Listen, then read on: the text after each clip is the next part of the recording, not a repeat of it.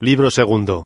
Después de haber hablado de esta manera, creí que se daría por terminada la conversación, pero, al parecer, todo lo dicho no fue más que el preludio. Glaucon dio en esta ocasión una prueba de su valor acostumbrado, y lejos de rendirse como Trasimaco, tomó la palabra y dijo: Sócrates, ¿te contentas con figurarte que nos has convencido de que la justicia es de todas maneras preferible a la injusticia? ¿O quieres realmente convenceros? Yo querría, le contesté, convenceros realmente, si esto estuviera en mi mano. Entonces tú no haces lo que quieres, Sócrates, porque dime, ¿no hay una clase de bienes que deseamos y que buscamos por lo que ellos son, sin cuidarnos para nada de sus resultados, como la alegría y otros placeres puros y sin mezcla, aunque no nos proporcionen otra ventaja que el placer de gozar de ellos? Sí, hay, a mi parecer, bienes de esta naturaleza. No hay otros que amamos a la vez por sí mismos y por sus resultados, como, por ejemplo, el buen sentido, la vista, la salud. Aquellos dos motivos nos mueven igualmente a procurárnoslos. Es cierto. ¿No encuentras una tercera clase de bienes, como el entregarse a los ejercicios del cuerpo, el restablecer su salud, el ejercer la medicina o cualquier otra profesión 106 lucrativa? Estos bienes, diremos, que son penosos pero útiles, y los buscaremos no por sí mismos, sino por el salario y demás ventajas que nos proporcionan. Conozco esta tercera clase de bienes. ¿Pero a dónde quieres ir a parar? ¿En cuál de estas tres clases incluyes la justicia? ¿En la mejor de las tres, en la de los bienes que deben amar por ellos mismos y por sus resultados los que quieran ser verdaderamente dichosos? ¿No es esa la opinión común de las gentes, que ponen la justicia en el rango de aquellos bienes penosos, que no merecen nuestros cuidados sino por la gloria y las recompensas que producen, y de los que debe huirse, porque cuestan demasiado a la naturaleza? Sé que se piensa así ordinariamente, y en esto se fundó Trasimaco para rechazar la justicia y hacer tantos elogios de la injusticia. Pero eso yo no puedo entenderlo, y precisamente debe ser muy torpe mi inteligencia lo que parece. Pues bien, quiero ver si te adhieres a mi opinión. Escúchame. Me parece que Trasimaco, a manera de la serpiente que se deja fascinar, se ha rendido demasiado pronto al encanto de tus discursos. 1. Yo no he podido darme por satisfecho con lo que se ha dicho por una y otra parte en pro y en contra de la justicia y de la injusticia. Quiero saber cuál es su naturaleza, y qué efecto producen ambas inmediatamente en el alma, sin tener en cuenta ni las recompensas que llevan consigo, ni tampoco ninguno de sus resultados buenos o malos. He aquí, pues, lo que me propongo hacer, si no lo llevas a mal. Tomaré de nuevo la objeción de Trasimaco. Diré, por lo pronto, lo que es la justicia. Según la opinión Co. 1, los antiguos creían que las serpientes se dejaban encantar por el canto. Véase Virgilio, Eclog. T.V. 71. 101 Moon, y en dónde tiene su origen. Enseguida, haré ver que todos los que la practican, no la miran como un bien, sino que se someten a ella como a una necesidad. Y por último, demostraré que tienen razón en obrarlas. Porque la condición del malo es infinitamente más ventajosa que la del justo, a lo que se dice, porque yo, Sócrates, aún estoy indeciso sobre este punto, pues tan atronados tengo los oídos con discursos semejantes al de Trasimaco, que no sé a qué atenerme. Por otra parte, no he encontrado ninguno que me pruebe, como desearla, que la justicia es preferible a la injusticia. Deseo oír a alguien que la alabe en sí misma y por sí misma, y es de ti de quien principalmente espero este elogio, y por esta razón voy a extenderme sobre las ventajas de la condición del hombre malo. Así verás el punto de vista en que yo deseo te coloques para alabar la justicia. Dime si son de tu agrado estas condiciones. Seguramente. ¿Y de qué otro objeto puede un hombre sensato ocuparse por más tiempo y con más gusto que del que propones? Muy bien dicho. Escucha ahora cuáles son, según la común opinión, la naturaleza y el origen de la justicia. Se dice que es un bien el sí cometer la injusticia y un mal el padecerla. Pero resulta mayor mal en padecerla que bien en cometerla. Los hombres cometieron y sufrieron la injusticia alternativamente, experimentaron ambas cosas, y habiéndose dañado por mucho tiempo los unos a los otros, no pudiendo los más débiles evitar los ataques de los más fuertes, ni atacarlos a su vez, creyeron que era un interés común impedir que se hiciese y que se recibiese daño alguno. De aquí nacieron las leyes y las convenciones. Se llamó justo y legítimo lo que fue ordenado por la ley. Tal es el origen y tal es la esencia de la justicia, la cual ocupa un término medio entre el más grande bien, que consiste en poder ser injusto e impune, 108 mente, J el más grande mal, que es el no poder vengarse de la injuria que se ha recibido. Y se ha llegado a amar la justicia, no porque sea un bien en sí misma, sino en razón de la imposibilidad en que nos coloca de dañar a los demás. Porque el que puede ser injusto y es verdaderamente hombre, no se cuida de someterse a semejante convención, y sería de su parte una locura. He aquí, Sócrates, cuál es la naturaleza de la justicia, y he aquí en donde se pretende que tiene su origen. Y para probarte aún más que solo a pesar suyo y en la impotencia de violarla abraza uno la justicia, hagamos una suposición. Demos al hombre de bien y al hombre malo un poder igual para hacer todo lo que quieran, sigámoslos, y veamos a dónde conduce la pasión al uno y al otro. No tardaremos en sorprender al hombre de bien, siguiendo los pasos del hombre malo, arrastrado como él por el deseo de adquirir sin cesar más y más, deseo a cuyo cumplimiento aspira toda la naturaleza, como a una cosa buena en sí, pero que la ley reprime y limita por fuerza por respeto a la igualdad. En cuanto al poder de hacerlo todo, yo les concedo que sea tan extenso como el de Giges, uno de los antepasados del Lidio. Giges era pastor del rey de Lidia. Después de una borrasca seguida de violentas sacudidas, la tierra se abrió en el paraje mismo donde pacían sus ganados, lleno de asombro a la vista de este suceso, bajó por aquella hendidura, y, entre otras cosas sorprendentes que se cuentan, vio un caballo de bronce, en cuyo vientre había abiertas unas pequeñas puertas, por las que asomó la cabeza para ver lo que había en las entrañas de este animal, y se encontró con un cadáver de talla más superior a la humana. Este cadáver estaba desnudo, y solo tenía en un dedo un anillo de oro. Giges le cogió y se retiró. Posteriormente, habiéndose reunido los pastores en la forma acostumbrada al cabo de un mes, para dar razón al rey del estado de sus ganados, 109 Giges concurrió a esta asamblea llevando en el dedo su anillo, y se sentó entre los pastores. Sucedió, que habiéndose vuelto por casualidad la piedra preciosa de la sortija hacia el lado interior de la mano, en el momento Giges se hizo invisible, de suerte que se habló de él como si estuviera ausente. Sorprendido de este prodigio, volvió la piedra hacia afuera, y en el acto se hizo visible. Habiendo observado esta virtud del anillo, quiso asegurarse con repetidas experiencias, y vio siempre que se hacía invisible cuando ponía la piedra por el lado interior, y visible cuando la colocaba por la parte de fuera. Seguro de su descubrimiento, se hizo incluir entre los pastores que habían de ir a dar cuenta al rey. Llega a palacio, corrompe a la reina, y con su auxilio se deshace del rey y se apodera del trono. Ahora bien, si existiesen dos anillos de esta especie, y se diesen uno a un hombre de bien y otro a uno malo, no se encontrarla probablemente un hombre de un carácter bastante firme, para perseverar en la justicia y para abstenerse de tocar a los bienes ajenos, cuando impunemente podría arrancar de la plaza pública todo lo que quisiera, entrar en las casas, abusar de toda clase de personas, matar a unos, libertar de las cadenas a otros, y hacer todo lo que quisiera con un poder igual al de los dioses. No varía más que seguir en esto el ejemplo del hombre malo, ambos tenderían al mismo fin, y nada probaría mejor que ninguno es justo por voluntad, sino por necesidad, y que el serlo no es un bien en sí, puesto que el hombre se hace injusto tan pronto como cree poderlo ser sin temor.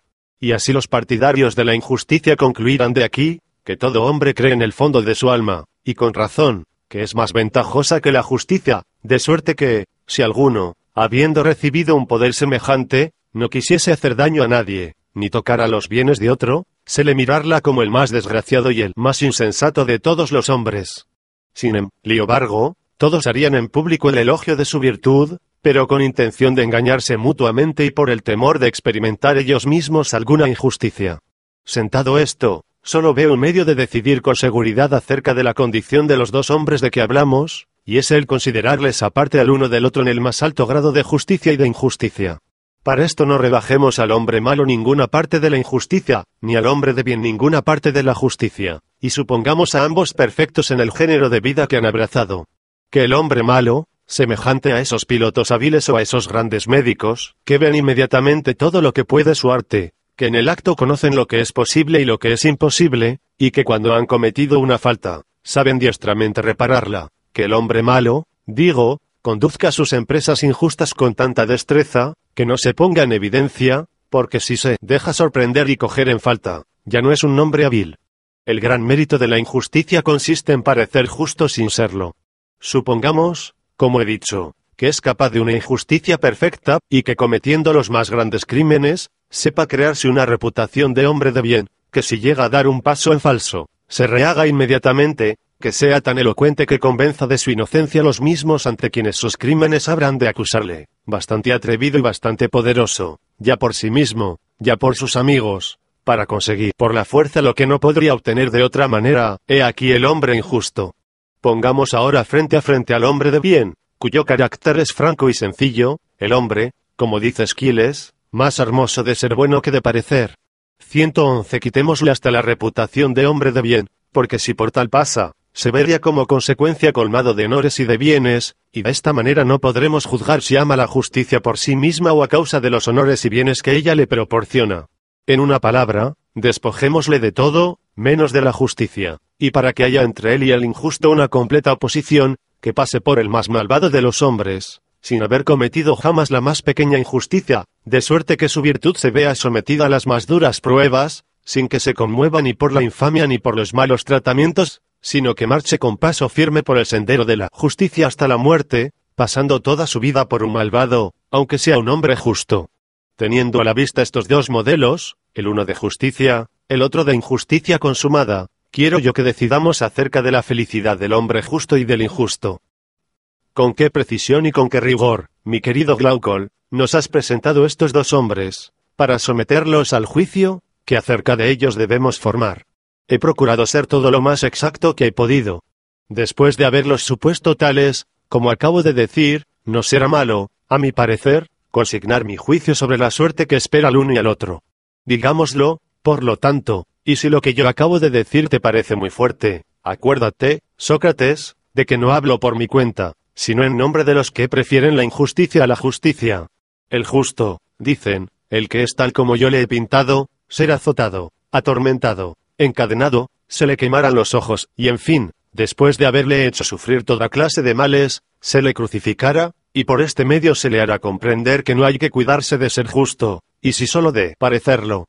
Al hombre malo es más bien a quien deben aplicarse las palabras de Esquiles, porque, al no arreglar su conducta según la opinión de los hombres y al dedicarse, 112 a algo real y sólido, no quiere parecer malo, sino serlo en efecto, su habilidad fecunda orea en abundancia los más bellos proyectos. Con la reputación de hombre de bien tiene grande autoridad en el Estado, se enlazan él y sus hijos con las mejores familias, y lleva a cabo todas las uniones que le agradan. Además de esto, saca ventaja de todo, porque el crimen no le asusta. Cualquier cosa que pretenda, sea en público o en particular, la consigue sobreponiéndose a todos los concurrentes, se enriquece, hace bien a sus amigos, mal a sus enemigos, ofrece a los dioses sacrificios y presentes magníficos, y se atrae la benevolencia de los dioses y de los hombres con más facilidad y seguridad que el justo, de donde puede deducirse, como cosa probable, que es también más querido de los dioses. De esta suerte, Sócrates, los partidarios de la injusticia pretenden que la condición del hombre injusto es más dichosa que la del justo, lo mismo respecto de los dioses que de los hombres.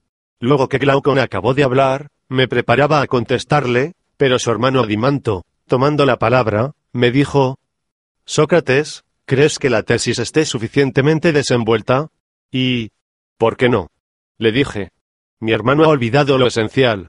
Pues bien, ya conoces el proverbio, venga el hermano en auxilio de su hermano. Suple tú lo que él ha omitido.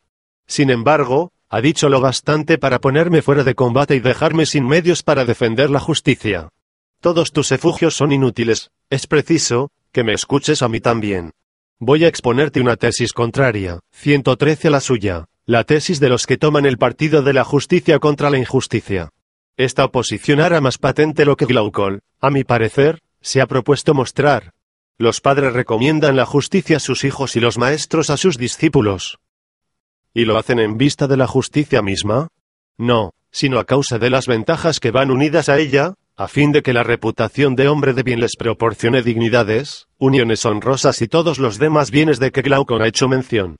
Van aún más lejos, y les hablan de los favores que los dioses derraman a manos llenas sobre los justos, y jamás agotan este punto. Citan al buen Hesiodo y a Homero. El primero dice, que los dioses han hecho las encinas para los hombres justos, y que para ellos su hielo tiene bellotas y su tronco abejas, sus corderos sucumben bajo el peso de su vellón, y otras 1000 cosas semejantes. Y el segundo dice, que cuando un buen rey, imagen de los dioses, hace justicia a estos súbditos, para en la tierra fértil da trigo y cebada, y los árboles se cargan de frutos, sus ganados se multiplican, y el mar le suministra pesca. 2. Museo y su hijo van más allá, y prometen a los justos recompensas mayores aún. Los conducen después de la muerte a los campos elíseos, los sientan a la mesa coronados de flores, y pasan su vida en medio de festines, como si una embriaguez eterna fuese la más bella recom. 1. Hesiodo, las obras y los más, v. 232. 2. Om. Odisea 19, v. 109. Tomo 7. 8. 114 Pensa para la virtud. Según otros, estas recompensas no se limitan a sus personas. El hombre santo y fiel a sus juramentos revive en su posteridad, que se perpetúa de edad en edad. 1. Tales son los motivos que tienen para elogiar la justicia. Con respecto a los malos y a los impíos, los sumen en el cieno de los infiernos y los condenan a sacar agua con una criba.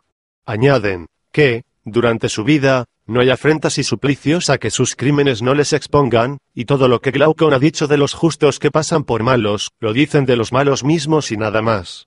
He aquí lo que aducen en favor del justo y contra el injusto. Escucha ahora, Sócrates, un lenguaje muy diferente sobre la justicia y la injusticia, lenguaje que el pueblo y los poetas tienen sin cesar en boca. Dicen todos a una que nada es más bello, ni al mismo tiempo más difícil y más penoso, que la templanza y la justicia, que, por el contrario, nada hay más dulce que la injusticia y el libertinaje, ni nada que cueste menos a la naturaleza, que estas cosas solo son vergonzosas en la opinión de los hombres, y porque la ley lo ha querido así, pero que no es lo mismo en la práctica, que las acciones injustas son más útiles que las justas, que la mayor parte de los hombres se inclinan a honrar y mirar como dichoso al hombre malo, que tiene riquezas y crédito, a menospreciar y vilipendiar al hombre justo, si es débil con acento agudo e indigente, aunque convengan en que el justo es mejor que el malvado. Pero de todos estos razonamientos los más extraños son los que se relacionan con los dioses y con la virtud. Los dioses, dicen, no tienen muchas veces para los hombres virtuosos más que males y desgracias, mientras que colman a los perversos de prosperidades. Por su parte los sacrificadores y adivinos, asediando las casas de los ricos, les persua. 1. Hesiodo, las obras y los días, v. 282. 115 den, que si ellos o sus antepasados le han cometido alguna falta pueden expiarla por medio de sacrificios y encantamientos, de fiestas y de juegos, en virtud del poder que los dioses le han conferido. Si alguno tiene un enemigo, al que quiere hacer daño, sea bueno o malo, lo cual importa poco, puede a poca costa hacerle mal, porque los tales sacrificadores y adivinos tienen ciertos secretos para traerse el poder de los dioses y disponer de él a su gusto. Y todo esto lo comprueban valiéndose de la autoridad de los poetas. Para probar cuán fácil es ser malo, se marcha fácilmente por el camino del vicio, el camino es llano y cerca de cada uno de nosotros. Por el contrario, los dioses han puesto el sudor como condición de la virtud, 1, y el camino en este caso es largo y escarpado. Y si quieren hacer ver que es fácil aplacar a los dioses, citan estos versos de Homero, los dioses mismas se dejan aplacar por sacrificios y oraciones aduladoras, y cuando se les ha ofendido, se les aquieta con libaciones y con víctimas. 2. En cuanto a los ritos de los sacrificios producen una multitud de libros compuestos por Museo y Orfeo, que hacen descender, este de las musas, y aquel de la luna, y hacen creer falsamente, no solo a los particulares sino a ciudades enteras, que, por medio de víctimas y de juegos, se pueden expiar las faltas de los vivos y de los muertos. Llaman teleles, 3, a los sacrificios instituidos para librar, 1, Hesiodo, las obras y los días, v. 285-290. 2. Ilíada 9, v. 493. 3. Texetai, purificaciones. 116 nos de los males de la otra vida, y sostienen que los que desprecian los sacrificios, deben sufrir los más terribles tormentos en los infiernos. ¿Qué impresión, mi querido Sócrates, deberán causar semejantes razonamientos acerca de la naturaleza del vicio y de la virtud y acerca de la idea que de ellos tienen los dioses y los hombres, en el alma de un joven de felices condiciones y cuyo espíritu sea capaz de sacar consecuencias de todo lo que oye, tanto con relación a lo que él mismo debe ser, como al género de vida que debe abrazar para ser dichoso? No es probable que se diga a sí mismo con Píndaro, subiré con trabajo al palacio, que evita la justicia, o marcharé por el torcido sendero del fraude, para asegurar la felicidad de mi vida, ic. Todo lo que oigo me hace creer que de nada me servirá ser justo, si no adquiero la reputación de tal, y que la virtud no tiene más que trabajos y penalidades que ofrecerme. Se me asegura, por el contrario, que alcanzaré la suerte más dichosa, si sé conciliar la justicia con la reputación de hombre de bien. Yo debo atenerme a lo que dicen los sabios, y puesto que afirman que la apariencia de la virtud puede contribuir más a mi bienestar que la realidad de la misma, acepto resueltamente este camino, vestiré formas exteriores de virtud, y llevaré detrás de mí el zorro astuto y engañador del sabio Arquíloco. 11. Si se me dice, que es difícil al hombre malo ocultarse por mucho tiempo, responderé, que todas las 10, Pindar y Fragmenta Boecli, 232, p. 671. 11. Alusión a unos versos de Arquíloco, en que la zorra desempeña el papel de un personaje falso y astuto. Y de aquí el proverbio La zona de Arquíloco. Archilochi Fragm. Graysford, XXXVIXXX 1.1, p. 307 y 308. 117 Grandes empresas tienen sus dificultades, y que suceda lo que quiera, si deseo ser dichoso, no tengo otro camino que seguir que el Tr, izado por los discursos que oigo. Por lo demás, para escapar de las pesquisas, no me faltaron amigos y cómplices. Hay maestros, que me enseñaron el arte de seducir con discursos artificiosos al pueblo y a los jueces. Emplearé la elocuencia, y a falta de ella, la fuerza, para escapar al castigo de mis crímenes. ¿Pero la fuerza y el artificio pueden algo contra los dioses? Si no hay dioses o si no se mezclan en las cosas de este mundo, poco me importa que conozcan o no lo que yo soy. Si los valles y toman parte en los negocios humanos, yo solo lo sé de oídas y por los poetas que van escrito su genealogía, y precisamente estos mismos poetas me dicen, que es posible aquietarlos y aplacar su cólera por medio de sacrificios, de votos y de ofrendas. Es preciso creerlos por entero o no creerlos en nada, y si es cosa de que se les va de creer, seré criminal y con el fruto de mis crímenes haré sacrificios a los dioses. Es cierto que siendo justo, nada tendría que temer de su parte, pero también perdería las ventajas que ofrece la injusticia, mientras que gano indudablemente en ser injusto, sin que por otra parte pueda temer nada de parte de los dioses, si procuro acompañar mis crímenes con votos y súplicas. Pero seré castigado en los infiernos en mi persona y en las de mis descendientes por el mal que hubiera hecho sobre la tierra. A esto se responde, que también hay dioses que se invocan en favor de los muertos, y sacrificios particulares que tienen un gran poder, al decir de ciudades enteras y de los poetas, hijos de los dioses y profetas inspirados. Porque, pues, he de inclinarme más a la justicia que a la injusticia, cuando, según la opinión de los sabios y del pueblo, todo me saldrá bien siendo injusto, durante la vida y después de la muerte, así respecto de los dioses como de los hombres. 118 Con tal que dé a mis crímenes la apariencia de la virtud. Después de todo lo que acabo de decir, ¿cómo es posible, Sócrates, que un hombre, que es noble y tiene talento y riquezas, se declare partidario de la justicia, y que no se burle de los elogios que puedan prodigarse a la misma en su presencia? Digo más, aun cuando un hombre estuviera persuadido de que lo que yo he dicho es falso, y que la justicia es el más grande de todos los bienes, lejos de enfadarse contra los que viese comprometidos en el partido contrario, no podría menos de disculparlos, porque sabe que, a excepción de aquellos cuya excelencia de carácter hace que el vicio les inspire horror natural, o que se abstienen de él porque conocen su fealdad, nadie ama la virtud por sí misma, y que si alguno combate la injusticia, es porque la cobardía, la vejez o cualquiera otra debilidad le hacen impotente para obrar mal. Y la prueba de esto es, que de todos cuantos se encuentran en este caso, el primero que consigue el poder de hacer mal, es el primero también en servirse de él hasta donde le es posible.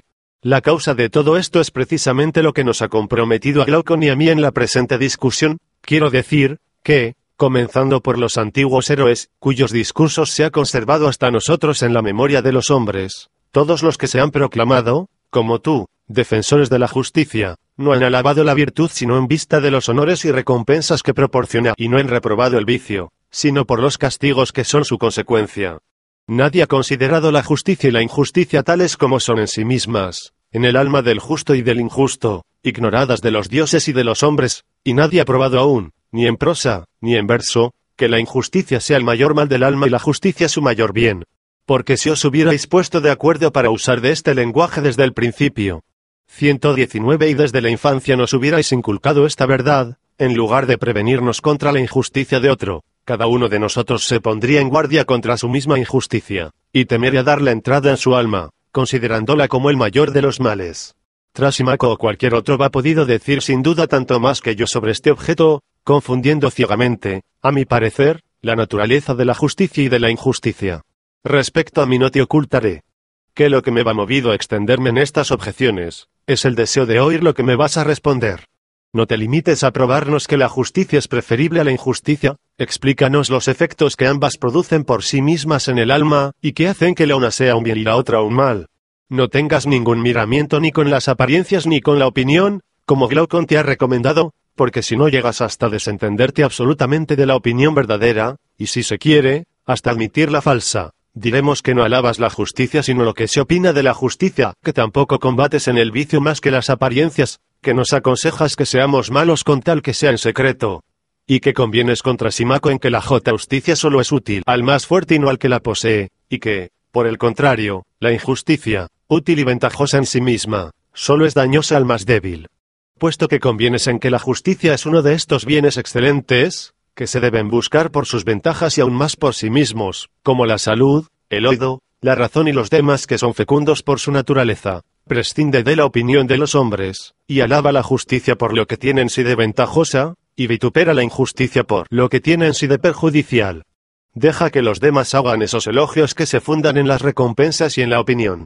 Podría quizá sufrir en boca de cualquier otro esta manera de alabar la virtud y de reprender el vicio por sus efectos exteriores 120 pero no podría perdonártelo a ti, a menos que así me lo mandases, teniendo en cuenta que la justicia ha sido hasta ahora el único objeto de tus reflexiones. Y así no te contentes con demostrarnos que es mejor que la injusticia. Haznos ver en virtud de que son por sí mismas la una un bien y la otra un mal, tengan o no conocimiento de ello los dioses y los hombres. Quedé sorprendido al oír los discursos de Glaucon y de Adimanto. Nunca como en esta ocasión admiré tanto sus bellas condiciones, y les dije, hijos de un padre ilustre, con razón el amigo de Glaucon comenzó la elegía que compuso para vosotros, cuando os distinguisteis en la jornada de Megara, diciendo, hijos de Aristón, descendientes de una raza divina, porque es preciso que haya en vosotros algo de divino, si después de lo que acabáis de decir en favor de la injusticia, no estuvierais persuadidos de que vale infinitamente más que la justicia. Pero no estáis persuadidos de tal cosa, porque vuestras costumbres y vuestra conducta me lo prueban bastante, aun cuando vuestros discursos me hicieran dudar, y cuanto más profunda es mi convicción en este sentido, tanto más embarazado me veo sobre el partido que debo tomar. Por una parte, no sé cómo defender los intereses de la justicia. Esto es superior a mis fuerzas. Y si lo creo así, es porque pensaba que había probado suficientemente contra Trásimaco que aquella es preferible a la injusticia, y sin embargo, mis pruebas no os han satisfecho. Por otra parte, hacer traición a la causa de la justicia y sufrir que se la ataque delante de mí sin defenderla, mientras me quede un soplo de vida y bastante fuerza para hablar, es lo que yo no puedo consentir sin incurrir en un crimen, y así lo mejor será defenderla hasta donde pueda. Un momento Glaucon y los demás me conjuraron a que emplease todas mis fuerzas en su defensa, y para que en vez de dejar la discusión, indagara con ellos la natura.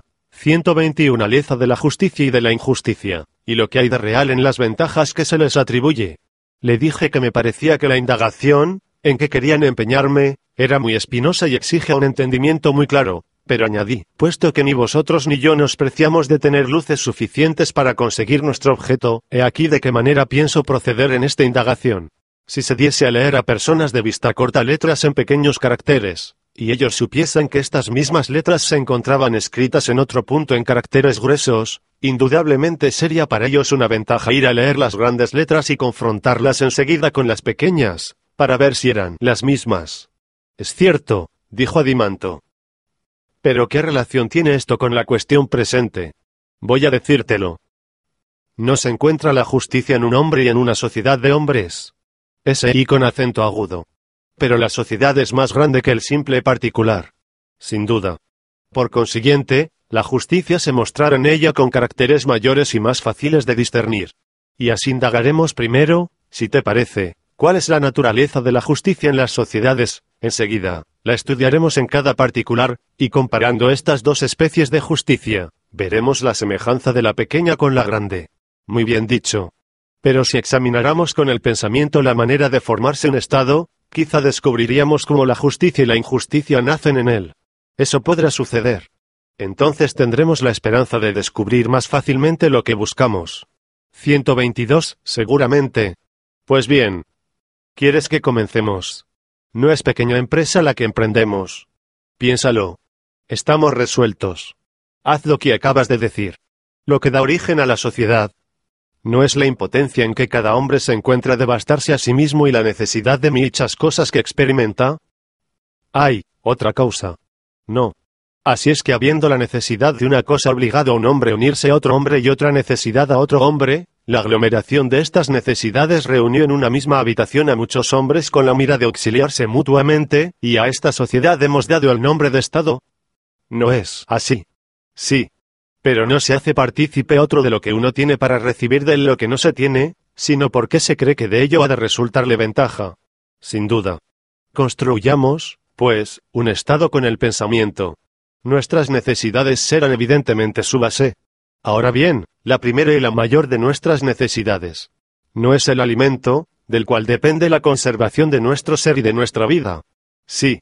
La segunda necesidad es la de la habitación, la tercera la del vestido. Es cierto. ¿Y cómo podrá nuestro Estado proveer a sus necesidades? Será necesario para esto que uno sea labrador, otro arquitecto y otro tejedor. Añadiremos también un zapatero o cualquier otro artesano semejante, en buen hora.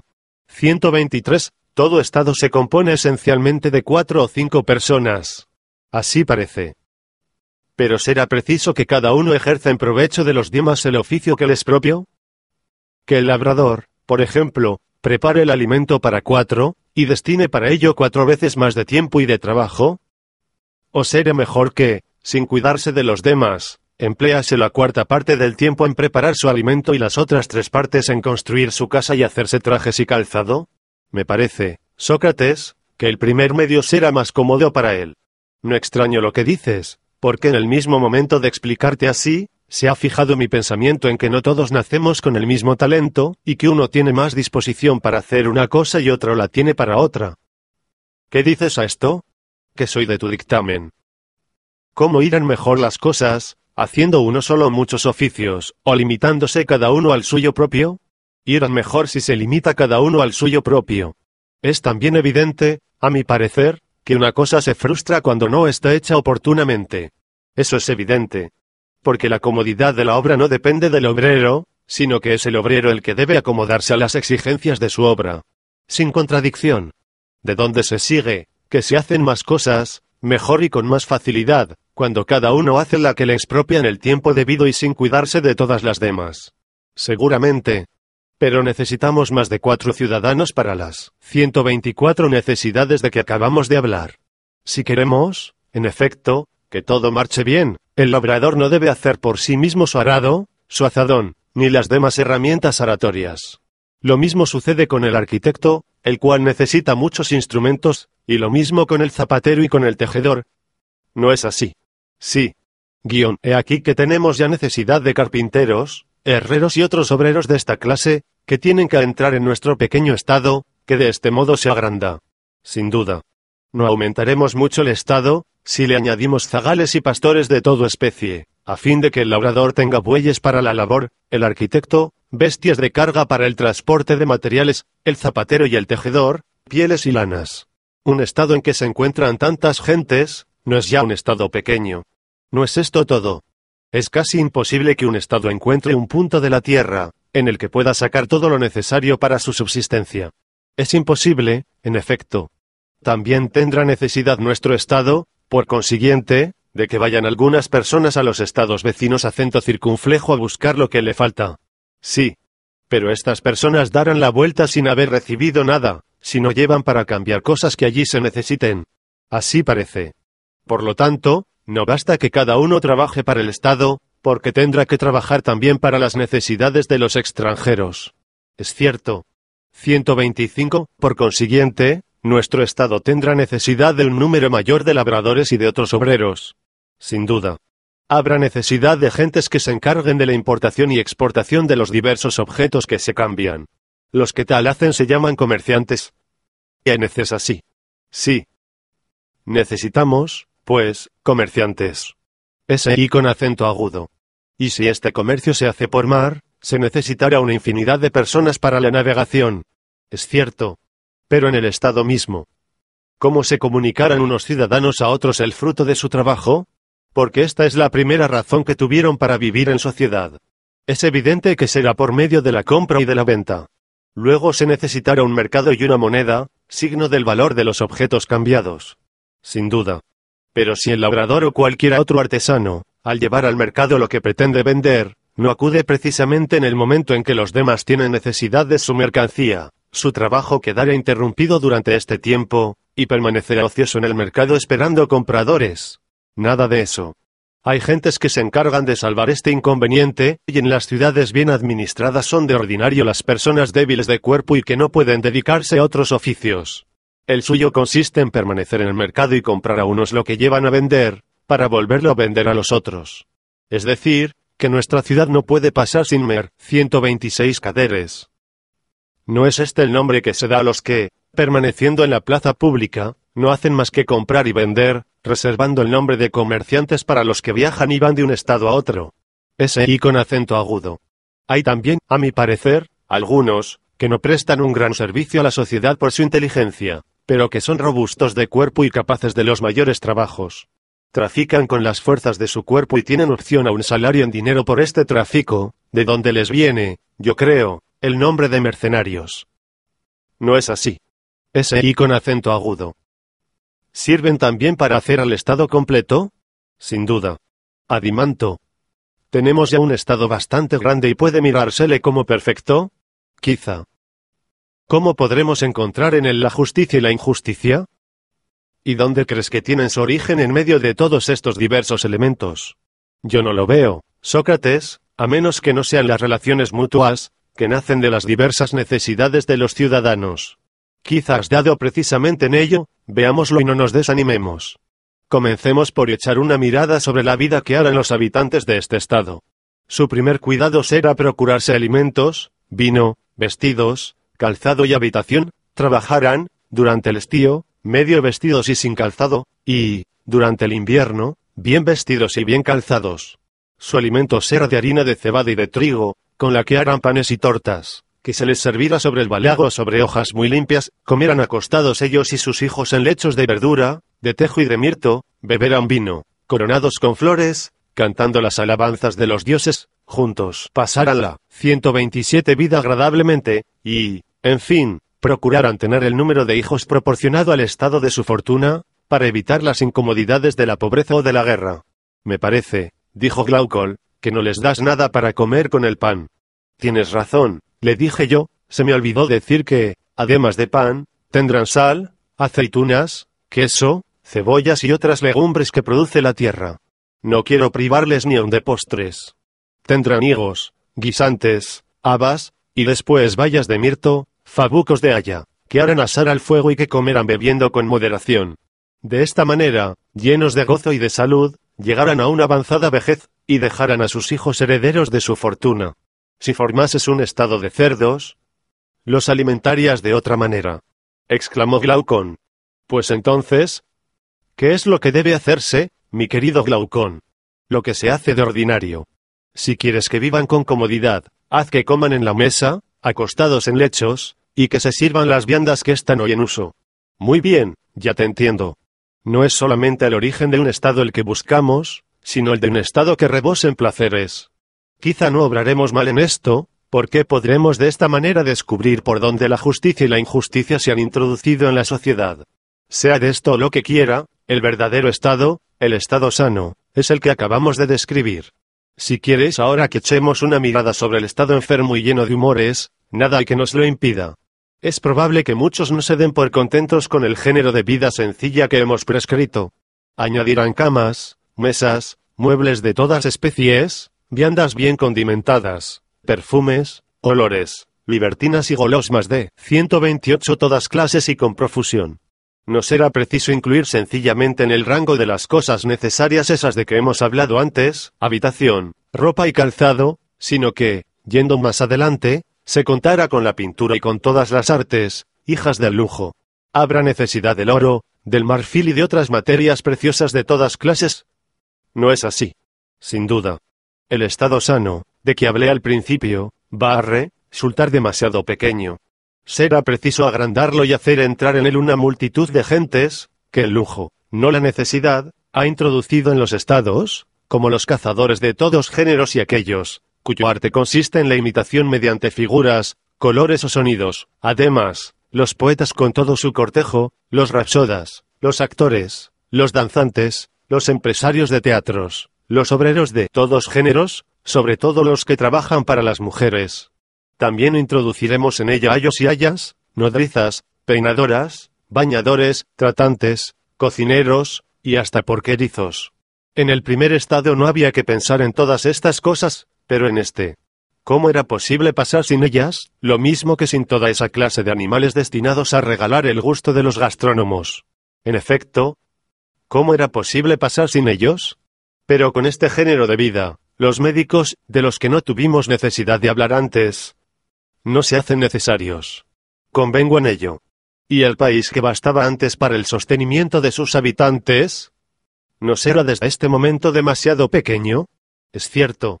Luego, si queremos tener bastantes pastos y tierra de labor, nos será preciso robarla a nuestros vecinos. Y 129 nuestros vecinos harán otro tanto respecto a nosotros, si traspasando los límites de lo necesario, se entregan también al deseo insaciable de tener.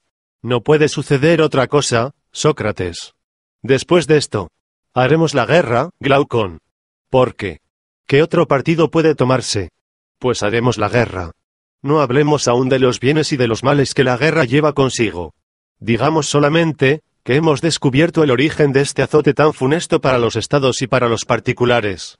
Ahora es preciso dar cabida en nuestro estado a un numeroso ejército, que pueda ir al encuentro del enemigo y defender el estado y todo lo que posee de las invasiones del mismo. ¿Pues qué? ¿No podrán los ciudadanos mismos atacar y defenderse? No, si el principio en que hemos convenido, cuando formamos el plan de un estado, es verdadero. Convinimos, si te acuerdas, en que era imposible que un mismo hombre tuviese muchos oficios a la vez. Así es. ¿No es a juicio tuyo un oficio el de la guerra? Sí, ciertamente. ¿Crees que el Estado tiene más necesidad de un buen zapatero que de un buen guerrero? No, seguramente. No hemos querido que el zapatero fuese al mismo tiempo labrador, tejedor o arquitecto, sino solo zapatero, para que desempeñe mejor su oficio. Al mismo tiempo hemos aplicado a los demás lo que es propio de cada imo, sin permitirle mezclarse en el oficio de otro, ni tener, durante su vida, otra ocupación que la perfección del suyo. ¿Crees que el oficio de las armas no es de la mayor importancia, o que es tan fácil de aprender, que un labrador, un zapatero o cualquier otro artesano pueda automóvil? 130 mismo tiempo ser guerrero? ¿Qué? ¿O es posible ser buen jugador de dados o de tabas, si uno no se ejercita desde joven, aun cuando se juegue a intervalos, y se quiere que con coger un broquel o cualquiera otra arma se haga uno de repente buen soldado, siendo así que en vano se cogerían en la mano instrumentos de cualquier otro arte, creyendo con esto hacerse artesano o atleta, puesto que de nada servirla no teniendo un conocimiento exacto de cada arte y no habiéndose ejercitado en ellos por mucho tiempo? Si así fuese, todo el mérito de un artesano estaría en los instrumentos de su arte. Y así cuanto más importante es el cargo de estos guardianes del Estado, tanto mayores deben de ser el cuidado, el estudio y el tiempo, que a ellos se consagre. Lo creo así. ¿Y no se necesita disposición natural para desempeñar semejante cargo? Sin duda. A nosotros nos corresponde escoger, si podemos, entre los diferentes caracteres, los que son más propios para la guardia del Estado. Esta elección es de nuestra incumbencia. Difícil cosas, sin embargo, no hay que desanimarse, caminemos hasta donde nuestras fuerzas lo permitan. Es preciso no desalentarse. ¿No encuentras que hay semejanza entre las cualidades de un joven guerrero y las de un perro valiente? ¿Qué quieres decir? Quiero decir, que ambos deben tener un sentido fino para descubrir al enemigo, actividad para perseguirle y fuerza para pelear después de haberle alcanzado. Es cierto. Y arranque también para combatirle valientemente. 131, sin duda. Pero un caballo, un perro o cualquiera otro animal, puede ser valiente si no se despierte en él la cólera. ¿No has observado que la cólera es algo indomable, que hace al alma intrépida, con acento agudo incapaz de retroceder ante el peligro? Sí, lo he observado. Tales son las cualidades corporales que debe tener un guardián del Estado, así como también cierta tendencia a la cólera respecto al alma. Sí. Pero, mi querido Glaucon, si ellos son tales como acabas de decir, no serán feroces los unos para con los otros así como respecto a los demás ciudadanos. Es muy difícil que no lo sean. Sin embargo, es preciso que sean suaves para con sus amigos, y que guarden toda su ferocidad para los enemigos. De no obrar así, no habrá necesidad de atacarlos, porque no tardarán en destruirse los unos a los otros. ¿Es cierto? Entonces, ¿qué partido deberá tomarse? ¿Dónde encontraremos un carácter que sea a la vez dulce y con acento agudo e inclinado a la cólera? Al parecer, una de estas cualidades destruye la otra, y como no puede ser buen guardián del Estado si le falta una de ellas, y como tenerlas ambas es cosa imposible, se infiere de aquí que en ninguna parte se encuentra un buen guardián del Estado. Me parece muy bien. Después de haber dudado por algún tiempo y reflexionado sobre lo que antes dijimos, mi querido amigo, dije a Glaucon, si nos vemos en este conflicto, nos está bien merecido por habernos separado del ejemplo que pusimos antes. ¿Cómo? No hemos reflexionado, que efectivamente en 132 encuentran esos caracteres, que hemos tenido por quiméricos, y que reúnen estas dos cualidades opuestas. ¿Dónde están? Se observan en diferentes animales, y, sobre todo, en el que tomamos por ejemplo. ¿Sabes que el carácter de los perros de buena raza consiste en ser dulces con los que conocen y agresivos respecto de los que no conocen? Lo sé. La cosa es, por lo tanto, posible. Y cuando queremos un guardián de este carácter, no exigimos nada que sea contra naturaleza. No. ¿No te parece que le falta aún algo más a nuestro guardián, y que además de valiente conviene que sea naturalmente filósofo? ¿Cómo? No te entiendo. Es fácil observar este instinto ese en el perro, y en este concepto es muy digno de nuestra admiración. ¿Qué instinto? Que ladra a los que no conoce, aunque no haya recibido de ellos ningún mal, y halaga a los que conoce, aunque no le hayan hecho ningún bien. ¿No has admirado este instinto en el perro? No he fijado hasta ahora mi atención en ese punto, pero lo que dices es exacto. Sin embargo, esto prueba en el perro un natural feliz y verdaderamente filosófico. ¿En qué? Dímelo, si gustas. En que no distingue al amigo del enemigo, sino porque conoce al uno y no conoce al otro, y no teniendo otra regla para discernir el amigo del enemigo. ¿Cómo no ha de estar ansioso de aprender? No puede ser de otra manera. Pero estar ansioso de aprender y ser filósofo no es una misma cosa. 133, SI. Digamos, pues, con confianza del hombre que, para ser suave con los que conoce y que son sus amigos, es preciso que tenga un carácter filosófico y ansioso de conocimiento. Sea así. Y por consiguiente, que un buen guardián del Estado debe tener, además de valor, fuerza y actividad, filosofía. Convengo en ello. Tal será el carácter de nuestros guerreros. Pero, ¿de qué manera formaremos su espíritu y su cuerpo? Examinemos antes si esta indagación puede conducirnos al fin de nuestra polémica, que es el conocer cómo la justicia y la injusticia nacen en la sociedad, para no despreciar este dato, si puede servir, o para omitirle, si es inútil. Creo, replicó el hermano de Glaucon, que esta indagación contribuirá mucho al descubrimiento de lo que buscamos. Entremos en este examen, mi querido Adimanto, aunque sea operación larga. Seguramente. Formemos nuestros guerreros a nuestro gusto y en forma de conversación. Así me place. Punto. ¿Qué educación conviene darles? Es difícil a mi juicio darles otra mejor que la que está en práctica entre nosotros, y que consiste en formar el cuerpo mediante la gimnasia y el alma mediante la música. En efecto, es difícil otra mejor. Comenzaremos su educación por la música más bien que por la gimnasia. Sin duda.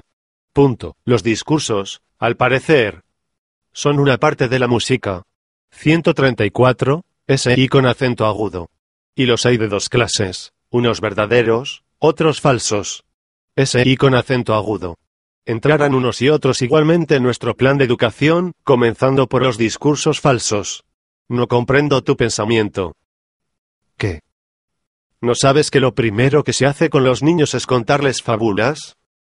Y que aun cuando se encuentre en ellas a veces algo de verdadero, no son ordinariamente más que un tejido de mentiras? Con ellas se entretiene a los niños hasta que se les envía al gimnasio. Es cierto. Esta es la razón que tuve para decir que era preciso comenzar su educación por la música. Tienes razón. Tampoco ignoras que todo depende del comienzo, sobre todo tratándose de los niños, porque en esta edad su alma, aún tierna, recibe fácilmente todas las impresiones que se quieran. Nada más cierto.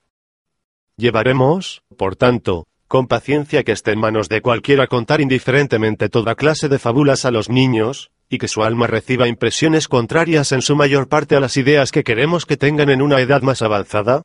Eso no debe consentirse. Comencemos, pues, ante todo por vigilar a los forjadores de fábulas. Escojamos las convenientes y desechemos las demás. Enseguida comprometeremos a las nodrizas y a las madres a que entretengan a sus niños con las que se escojan, y formen así sus almas con más cuidado aun que el que ponen para formar sus cuerpos. En cuanto a las fábulas que les cuentan hoy, deben desecharse en su mayor parte. 135. ¿Qué fábulas? Juzgaremos de las pequeñas por las grandes, porque todas están hechas por el mismo modelo y caminan al mismo fin. ¿No es cierto? Sí, pero no veo cuáles son esas grandes fábulas de que hablas. Las que Hesiodo, Homero y demás poetas han divulgado, porque los poetas, lo mismo los de ahora que los de los tiempos pasados, no hacen otra cosa que divertir al género humano con fábulas. ¿Pero qué fábulas? ¿Y qué tienes que reprender en ellas? Lo que merece serlo y mucho en esta especie de invenciones corruptoras. ¿Qué quieres decir? Quiero decir que nos representan a los dioses y a los héroes distintos de cómo son, como cuando un pintor hace retratos sin parecido. Convengo que eso es reprensible. ¿Pero en qué sentido puede decirse de los poetas? ¿No es una falsedad de las más enormes y de las más graves la de Hesiodo, 1, relativa a los actos que refiere de Urano, a la venganza que provocaron en Saturno, y a los malos tratamientos que infirió éste a Júpiter y recibió de él a su vez? Aun cuando todo esto fuera cierto, no son cosas que deban contarse delante de niños desprovistos de razón, es preciso condenarlas al silencio, o si se ha de hablar de ellas, solo debe hacerse en secreto delante de un corto número de oyentes, con prohibición expresa de revelar nada, y después de haberles hecho inmolar, no un puerco, 2, sino una víctima preciosa y rara a fin de limitar el número de los iniciados. 1. Hesiodo. Tegonia, v. 154 y siguientes y 178 y siguientes. 2. Alusión a los misterios de Cleusis. Era preciso inmolar un cerdo antes de ser iniciado. 136. Sin duda, porque semejantes historias son peligrosas. Por lo mismo no deben oírse nunca en nuestro estado.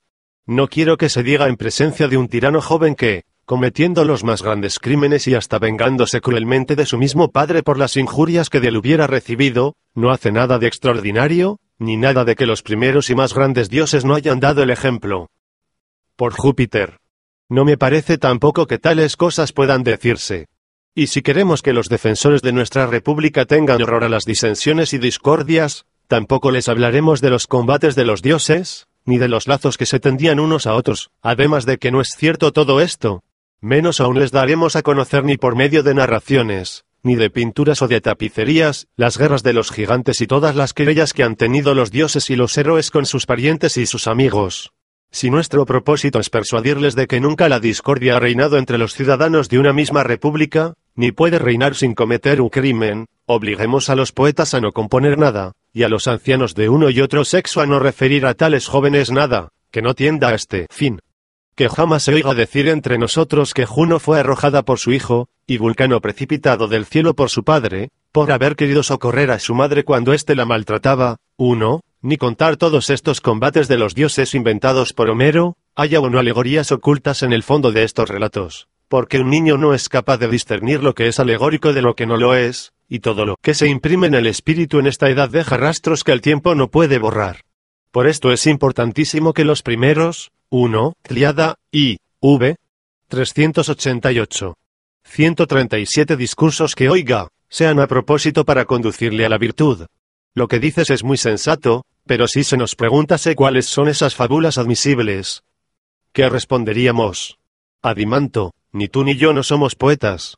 Nosotros fundamos una república, y en este concepto nos toca conocer según qué modelo deben los poetas componer sus fábulas, y además prohibir que se separen nunca del, pero no nos corresponde a nosotros componerlas. Tienes razón. Pero ¿qué deberán enseñarnos esas fábulas en orden a la divinidad? Por lo pronto, es preciso que los poetas nos representen por todas partes a Dios tal cual es, sea en la epopeya, sea en la oda, sea en la tragedia. Sin duda.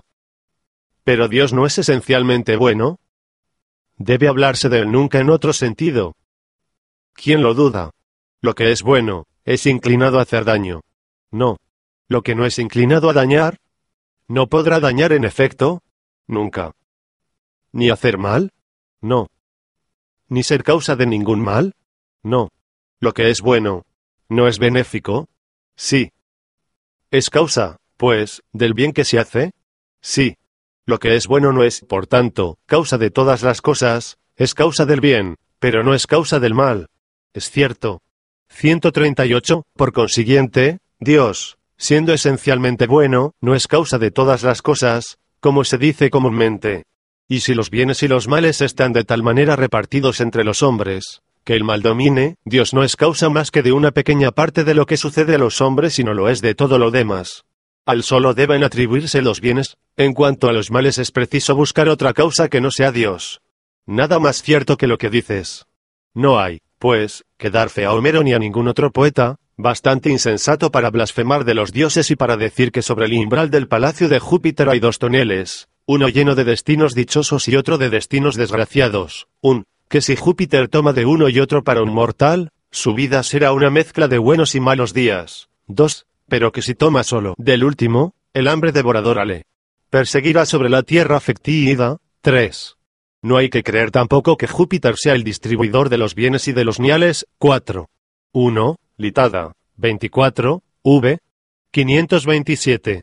2. Litada. 24. V. 530. 3. Ilíada. 24. V. 532. 4. Ilíada. 4. V. 84. 139. Si alguno dice también que por instigación de Júpiter y de Minerva violó, 1. Pandaro sus juramentos y rompió la tregua, nosotros nos guardaremos bien de aprobarlo. Lo mismo Diego de la querella de los dioses apaciguada por Temis y por Júpiter. 2. Y de estos versos de Esquiles, que no consentiríamos que se dijeran delante de nuestra juventud, Dios, cuando octaer y arruinarte una familia totalmente, hace X, libra nazca la ocasión de castigarla. 3.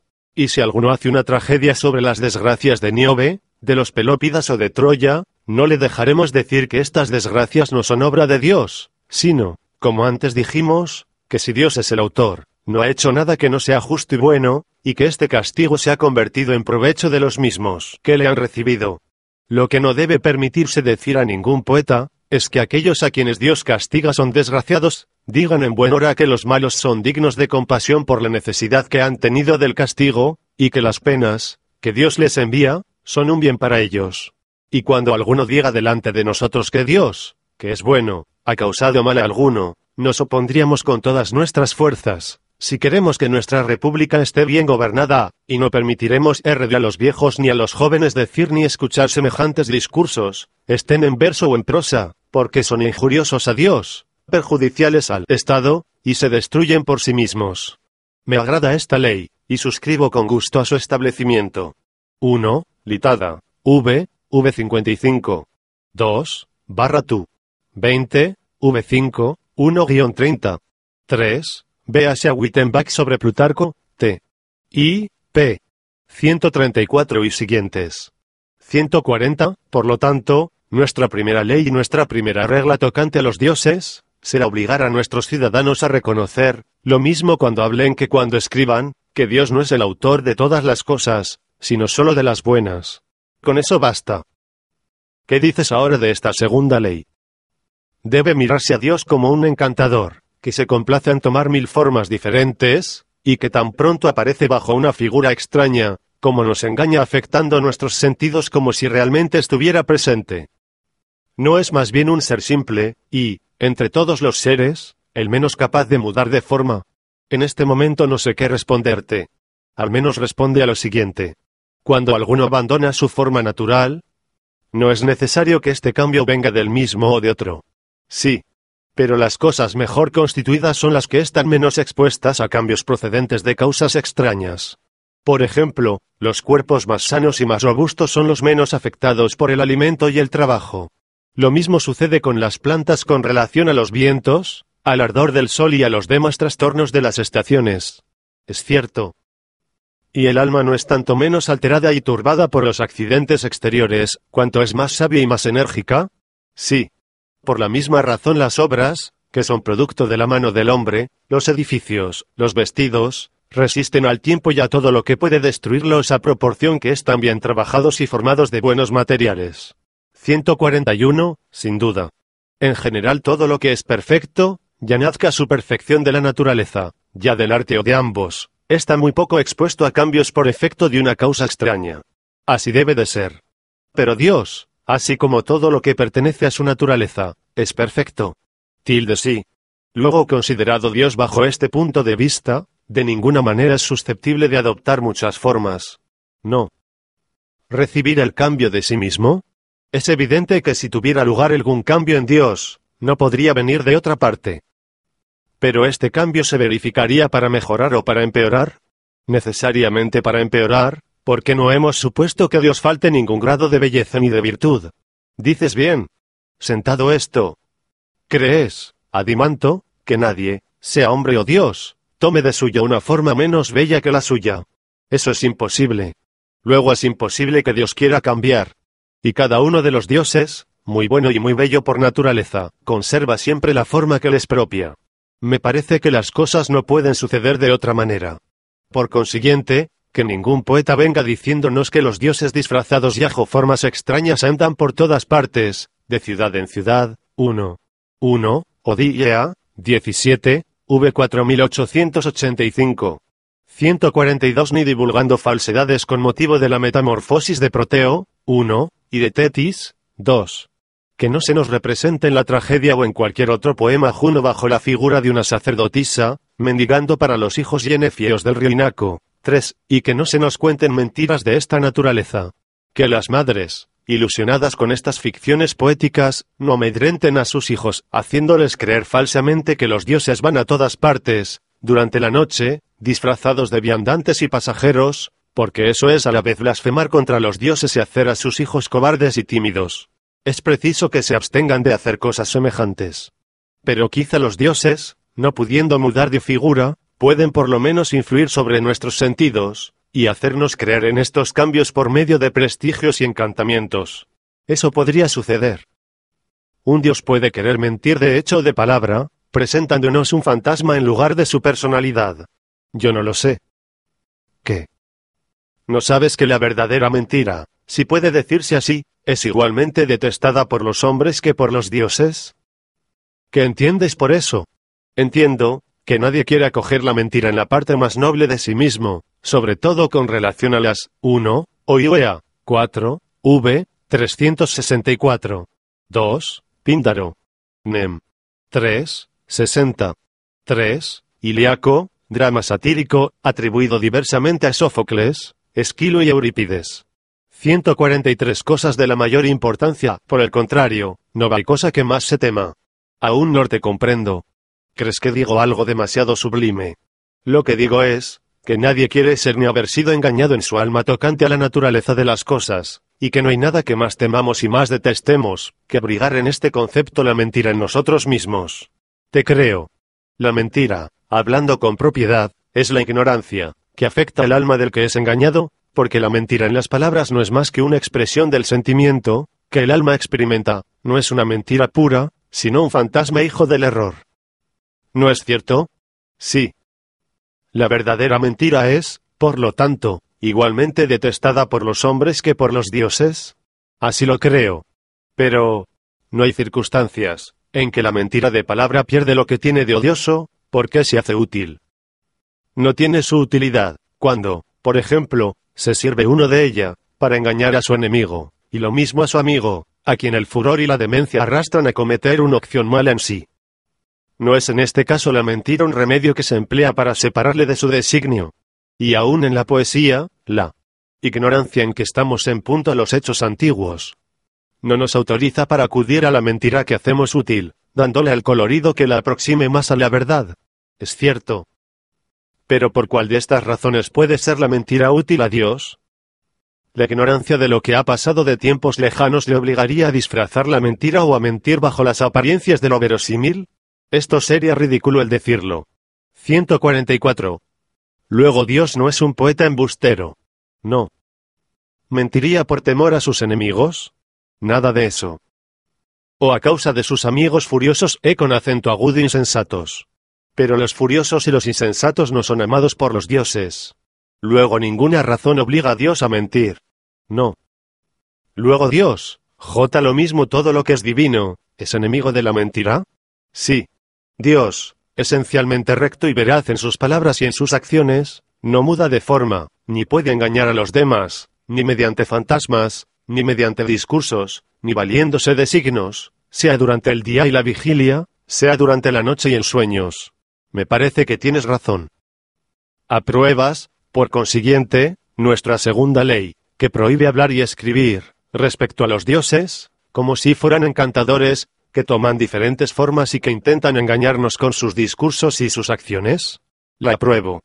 Por tanto, aunque haya en Homero muchas cosas dignas de alabanza, nunca aprobaremos el pasaje en que refiere que Júpiter envió un sueño a Agamenón, 1, ni el pasaje de Esquilo, donde hace decir a Tetis cantando en sus bodas, Apolo había predicho, que yo sería una madre dichosa, que mis hijos, libres de enfermedades, tendrían larga vida.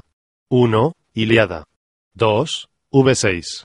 145 me había anunciado una suerte protegida por los dioses, y había aplaudido mi felicidad, llenándome de alegría. Que la mentira pudiera salir de la boca divina de Apolo, que pronuncia tantos oráculos, yo no lo tenía. Pero este Dios, que cantó y asistió a mis bodas, que me había prometido tanto, es, él mismo, el asesino de mi hijo. Siempre que alguno hable de los dioses de esta manera, le rechazaremos con indignación. No consentiremos tampoco tales discursos en boca de los maestros encargados de la educación de los jóvenes a quienes queremos inspirar el respeto a los dioses, hasta hacerlos semejantes a ellos en cuanto lo consiente la debilidad humana. Apruebo todas estas reglas, y soy de opinión que todas ellas deben convertirse en leyes. 1. Psicostasia, pieza perdida de Esquilo. Véase a Wittenbach Select. Princip. Histor. p. 388. Tomo 7. 10. Una tesis contraria, 113 a la suya, la tesis de los que toman el partido de la justicia contra la injusticia. Esta oposición hará más patente lo que Glaucon, a mi parecer, se ha propuesto mostrar. Los padres recomiendan la justicia a sus hijos y los maestros a sus discípulos. ¿Y lo hacen en vista de la justicia misma? No, sino a causa de las ventajas que van unidas a ella, a fin de que la reputación de hombre de bien les proporcione dignidades, uniones honrosas y todos los demás bienes de que Glaucon ha hecho mención. Van aún más lejos, y les hablan de los favores que los dioses derraman a manos llenas sobre los justos, y jamás agotan este punto. Citan al buen Hesiodo y a Homero. El primero dice, que los dioses han hecho las encinas para los hombres justos, y que para ellos su hielo tiene bellotas y su tronco abejas, sus corderos sucumben bajo el peso de su vellón, 1, y otras 1000 cosas semejantes. Y el segundo dice, que cuando un buen rey, imagen de los dioses, hace justicia a estos súbditos, para en la tierra fértil da trigo y cebada, y los árboles se cargan de frutos, sus ganados se multiplican, y el mar les suministra pesca. 2. Museo y su hijo van más allá, y prometen a los justos recompensas mayores aún. Los conducen después de la muerte a los campos elíseos, los sientan a la mesa coronados de flores, y pasan su vida en medio de festines, como si una embriaguez eterna fuese la más bella recom. 1. Hesiodo, las obras y los más, v. 232. 2. Om. Odisea 19, v. 109. Tomo 7. 8. 114 pensa para la virtud.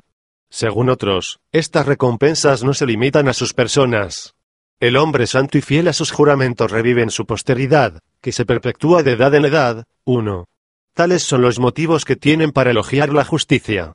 Con respecto a los malos y a los impíos, los sumen en el cieno de los infiernos y los condenan a sacar agua con una criba.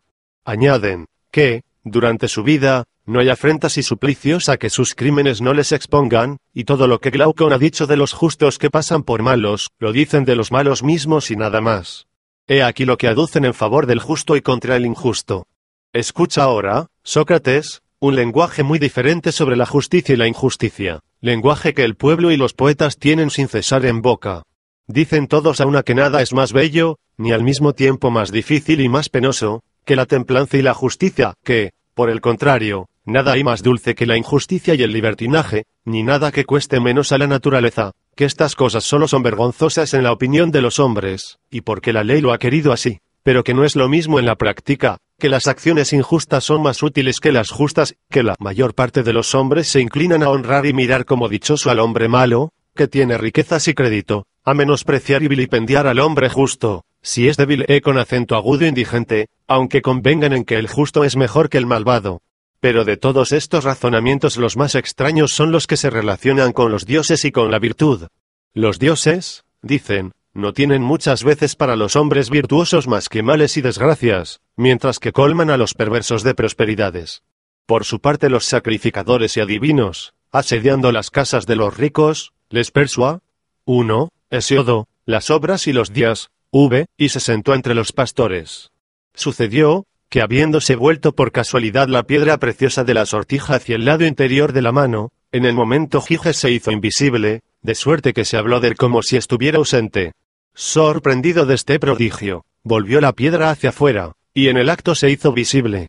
Habiendo observado esta virtud del anillo, quiso asegurarse con repetidas experiencias, y vio siempre que se hacía invisible cuando ponía la piedra por el lado interior, y visible cuando la colocaba por la parte de fuera. Seguro de su descubrimiento, se hizo incluir entre los pastores que habían de ir a dar cuenta al rey. Llega a palacio, corrompe a la reina, y con su auxilio se deshace del rey y se apodera del trono. Ahora bien, si existiesen dos anillos de esta especie, y se diesen uno a un hombre de bien y otro a uno malo, no se encontrarla probablemente un hombre de un carácter bastante firme, para perseverar en la justicia y para abstenerse de tocar a los bienes ajenos, cuando impunemente podría arrancar de la plaza pública todo lo que quisiera, entrar en las casas, abusar de toda clase de personas, matar a unos, libertar de las cadenas a otros, y hacer todo lo que quisiera con un poder igual al de los dioses. No varía más que seguir en esto el ejemplo del hombre malo, ambos tenderían al mismo fin, y nada probaría mejor que ninguno es justo por voluntad, sino por necesidad, y que el serlo no es un bien en sí, puesto que el hombre se hace injusto tan pronto como cree poderlo ser sin temor. Y así los partidarios de la injusticia concluirán de aquí, que todo hombre cree en el fondo de su alma, y con razón, que es más ventajosa que la justicia, de suerte que, si alguno, habiendo recibido un poder semejante, no quisiese hacer daño a nadie, ni tocar a los bienes de otro, se le mirarla como el más desgraciado y el más insensato de todos los hombres. Sin embargo, todos harían en público el elogio de su virtud, pero con intención de engañarse mutuamente y por el temor de experimentar ellos mismos alguna injusticia. Sentado esto, solo veo un medio de decidir con seguridad acerca de la condición de los dos hombres de que hablamos, y es el considerarles aparte al uno del otro en el más alto grado de justicia y de injusticia. Para esto no rebajemos al hombre malo ninguna parte de la injusticia, ni al hombre de bien ninguna parte de la justicia, y supongamos a ambos perfectos en el género de vida que han abrazado. Que el hombre malo, semejante a esos pilotos hábiles o a esos grandes médicos, que ven inmediatamente todo lo que puede su arte, que en el acto conocen lo que es posible y lo que es imposible, y que cuando han cometido una falta, saben diestramente repararla, que el hombre malo, digo, conduzca sus empresas injustas con tanta destreza, que no se ponga en evidencia, porque si se deja sorprender y coger en falta, ya no es un hombre hábil. El gran mérito de la injusticia consiste en parecer justo sin serlo. Supongamos, como he dicho, que es capaz de una injusticia perfecta, y que cometiendo los más grandes crímenes, sepa crearse una reputación de hombre de bien, que si llega a dar un paso en falso, se rehaga inmediatamente, que sea tan elocuente que convenza de su inocencia a los mismos ante quienes sus crímenes habrán de acusarle, bastante atrevido y bastante poderoso, ya por sí mismo, ya por sus amigos, para conseguir por la fuerza lo que no podría obtener de otra manera. He aquí el hombre injusto. Pongamos ahora frente a frente al hombre de bien, cuyo carácter es franco y sencillo, el hombre, como dice Esquiles, más hermoso de ser bueno que de parecer.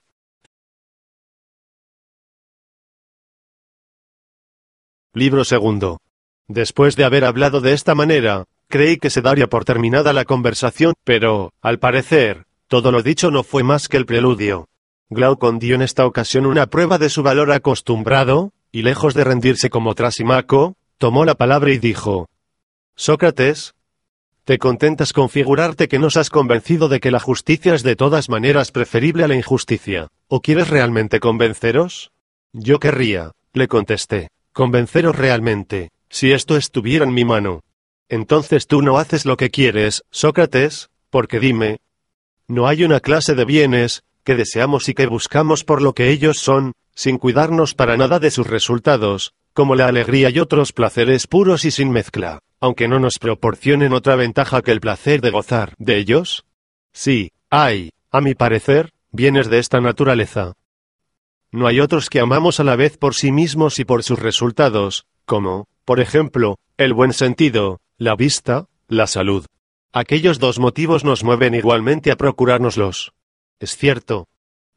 ¿No encuentras una tercera clase de bienes, como el entregarse a los ejercicios del cuerpo, el restablecer su salud, el ejercer la medicina o cualquier otra profesión 106 lucrativa? Estos bienes, diremos, que son penosos pero útiles, y los buscaremos no por sí mismos, sino por el salario y demás ventajas que nos proporcionan. Conozco esta tercera clase de bienes. ¿Pero a dónde quieres ir a parar? ¿En cuál de estas tres clases incluyes la justicia? En la mejor de las tres, en la de los bienes que deben amar por ellos mismos y por sus resultados los que quieran ser verdaderamente dichosos. ¿No es esa la opinión común de las gentes, que ponen la justicia en el rango de aquellos bienes penosos, que no merecen nuestros cuidados sino por la gloria y las recompensas que producen, y de los que debe irse, porque cuestan demasiado a la naturaleza? Sé que se piensa así ordinariamente, y en esto se fundó Trasimaco para rechazar la justicia y hacer tantos elogios de la injusticia. Pero eso yo no puedo entenderlo, y precisamente debe ser muy torpe mi inteligencia lo que parece. Pues bien, quiero ver si te adhieres a mi opinión. Escúchame. Me parece que Trasimaco, a manera de la serpiente que se deja fascinar, se ha rendido demasiado pronto al encanto de tus discursos. 1. Yo no he podido darme por satisfecho con lo que se ha dicho por una y otra parte en pro y en contra de la justicia y de la injusticia. Quiero saber cuál es su naturaleza, y qué efecto producen ambas inmediatamente en el alma, sin tener en cuenta ni las recompensas que llevan consigo, ni tampoco ninguno de sus resultados buenos o malos. He aquí, pues, lo que me propongo hacer, si no lo llevas a mal. Tomaré de nuevo la objeción de Trasimaco. Diré, por lo pronto, lo que es la justicia, según la opinión co. 1. Los antiguos creían que las serpientes se dejaban encantar por el canto. Véase Virgilio, Eclogue. T.V. 71. 101 Moon, y en dónde tiene su origen. Enseguida, haré ver que todos los que la practican, no la miran como un bien, sino que se someten a ella como a una necesidad. Y por último, demostraré que tienen razón en obrarlas.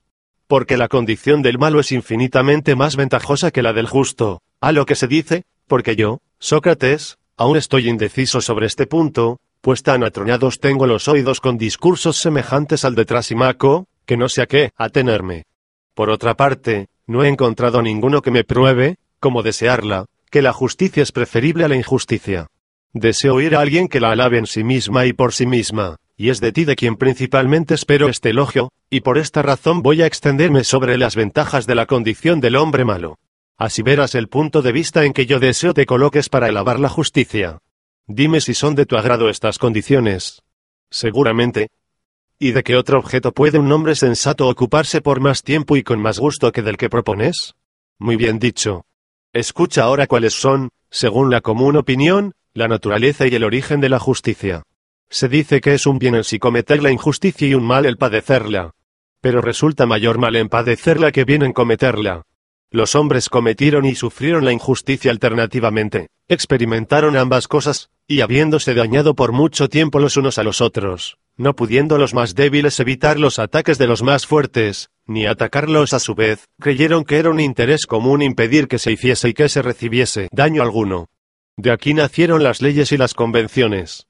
Se llamó justo y legítimo lo que fue ordenado por la ley. Tal es el origen y tal es la esencia de la justicia, la cual ocupa un término medio entre el más grande bien, que consiste en poder ser injusto e impune, 108 mente, j el más grande mal, que es el no poder vengarse de la injuria que se ha recibido.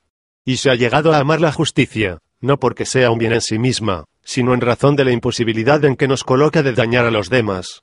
Porque el que puede ser injusto y es verdaderamente hombre, no se cuida de someterse a semejante convención, y sería de su parte una locura. He aquí, Sócrates, cuál es la naturaleza de la justicia, y he aquí en donde se pretende que tiene su origen. Y para probarte aún más que solo a pesar suyo y en la impotencia de violarla abraza uno la justicia, hagamos una suposición. Demos al hombre de bien y al hombre malo un poder igual para hacer todo lo que quieran, sigámoslos, y veamos a dónde conduce la pasión al uno y al otro. no tardaremos en sorprender al hombre de bien, siguiendo los pasos del hombre malo, arrastrado como él por el deseo de adquirir sin cesar más y más, deseo a cuyo cumplimiento aspira toda la naturaleza, como a una cosa buena en sí, pero que la ley reprime y limita por fuerza por respeto a la igualdad. En cuanto al poder de hacerlo todo, yo les concedo que sea tan extenso como el de Giges, uno de los antepasados del Lidio. Giges era pastor del rey de Lidia. Después de una borrasca seguida de violentas sacudidas, la tierra se abrió en el paraje mismo donde pacían sus ganados. Lleno de asombro a la vista de este suceso, bajó por aquella hendidura, y, entre otras cosas sorprendentes que se cuentan, vio un caballo de bronce, en cuyo vientre había abiertas unas pequeñas puertas, por las que asomó la cabeza para ver lo que había en las entrañas de este animal, y se encontró con un cadáver de talla más superior a la humana. Este cadáver estaba desnudo, y solo tenía en un dedo un anillo de oro. Giges le cogió y se retiró.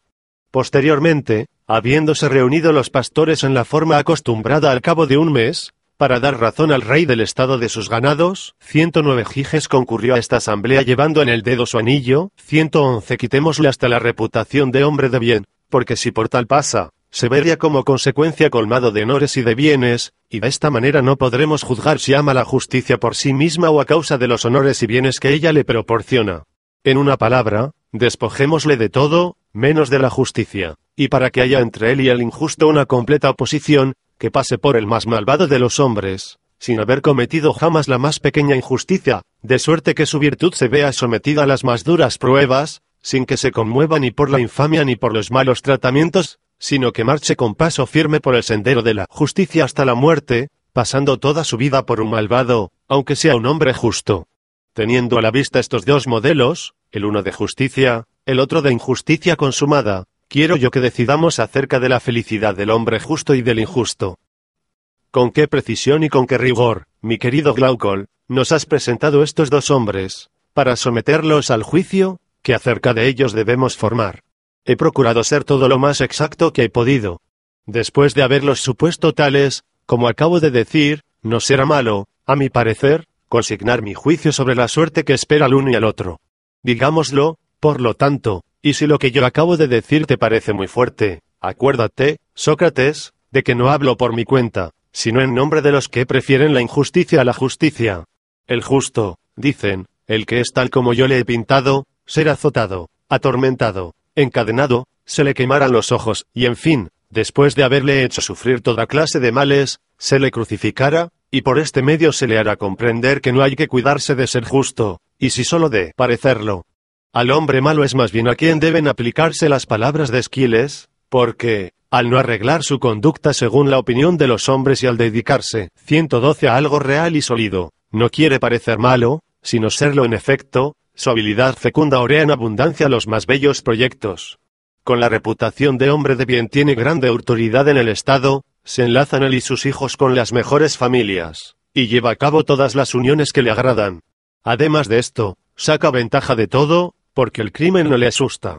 Cualquier cosa que pretenda, sea en público o en particular, la consigue sobreponiéndose a todos los concurrentes, se enriquece, hace bien a sus amigos, mal a sus enemigos, ofrece a los dioses sacrificios y presentes magníficos, y se atrae la benevolencia de los dioses y de los hombres con más facilidad y seguridad que el justo, de donde puede deducirse, como cosa probable, que es también más querido de los dioses. De esta suerte, Sócrates, los partidarios de la injusticia pretenden que la condición del hombre injusto es más dichosa que la del justo, lo mismo respecto de los dioses que de los hombres. Luego que Glaucon acabó de hablar, me preparaba a contestarle, pero su hermano Adimanto, tomando la palabra, me dijo: Sócrates, ¿crees que la tesis esté suficientemente desenvuelta? Y ¿por qué no? Le dije. Mi hermano ha olvidado lo esencial. Pues bien, ya conoces el proverbio, venga el hermano en auxilio de su hermano. Suple tú lo que él ha omitido. Sin embargo, ha dicho lo bastante para ponerme fuera de combate y dejarme sin medios para defender la justicia. Todos tus efugios son inútiles, es preciso que me escuches a mí también. Voy a exponerte